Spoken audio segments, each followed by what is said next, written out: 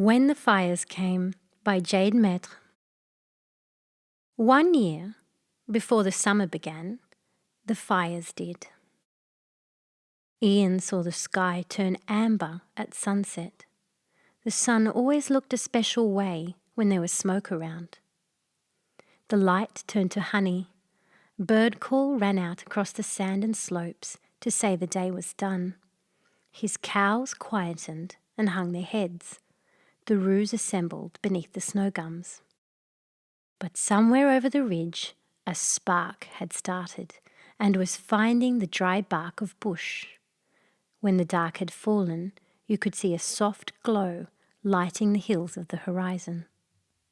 There was a smell of smoke, soft at first, but as the rim of light grew brighter in the darkness, it turned sharp and bit the senses. It made you feel as though you needed to cough. Ian's dog Dave gave a whimper and put his nose to the floor. Ian knew that the tanks were dry. It hadn't rained in months and months. He knew that you needed water to put out a fire, and he knew that the fires moved fast. Ian got the ute from the garage and Dave hopped in the front seat beside him. They would need to drive to town, call the alarm. There were houses in the area that mightn't have seen the fire yet. Alone, Ian couldn't fight the fire, but maybe together they could. The road to town was bumpy. Ian and Dave bumped up and down together. On the way they saw a koala that had come down from its tree and was sniffing the air, looking worried. Dave stuck his head out of the car and barked, as though telling the koala what was coming. But the koala knew. Animals know these things. In town, lots of neighbours had gathered together. They were choosing people to help in the best way they could. Some were putting on the uniforms of the volunteer fire service and getting ready to drive the truck to the fires, where they'd use their hoses to try and put it out before it got too big. Some were finding safe places for people to sleep, people whose houses were too close to the fire to stay there safely. Some people were collecting old clothes for the animals who would be burnt in the flames, to hold them and make them feel as though they were safe. Animals had claws and could bite if they were afraid, but they would need caring for if their homes were burnt.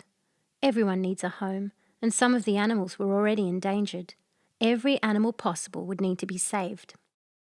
Although it was night time, the sky had now turned a deep red. It felt like being on the planet Mars. Ian put on his uniform. He was going in the fire truck. He knew how to use the hose. He knew when to stay and fight a fire, and when to flee because it was too big. He knew how to put on the heavy uniform when the heat was stifling and the smoke stung your eyes, and little embers flew through the air like fireflies in a windstorm.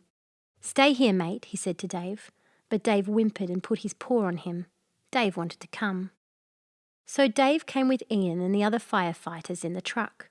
The men and women were teachers and shopkeepers, builders and gardeners. It didn't matter what you did for a job. Everyone was working together to put out the flames and save the town, houses, animals and bush.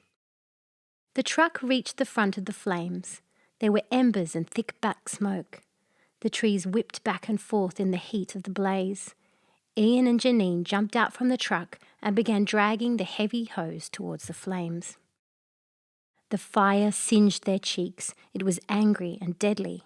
Then their team turned on the water and it surged out towards the flames. But it was so small compared to the towering fire, they saw it turn to steam. It would take a lot of water to put out these flames. Suddenly, Ian heard Dave barking from the truck. He looked up and saw him leaping at the window. Suddenly, Dave jumped from the truck and ran into the towering flames. "Dave!" Ian shouted, but Dave didn't listen. Ian saw his best friend run into the blaze and disappear amid the black smoke and darkness. Ian wanted to go in after Dave, but he couldn't. He needed to hold the hose and keep the water going. Through tears, he kept his hand on the hose. And then suddenly, like a miracle, Ian saw Dave emerging back through the smoke and flames. Dave was badly burnt. In his mouth, he held a baby Joey. The baby Joey was in a bad way. Dave was in a bad way too. The two of them were black with smoke. Dave had tried to save the baby wallaby. He must have seen him from the truck. One of the firefighters took a blanket and wrapped it around the Joey and another blanket around Dave. They waited in the truck until a new team could arrive and take over so they could bring the injured animals back. When they got to town, Dave and the Joey were taken to the animal hospital. Dave recovered and the Joey became his best friend. There were lots of animals, homes and bush saved that day. Some said Dave was a hero. Others say they all were. The end. Thank you for reading with Storyberries.com. Free stories for kids.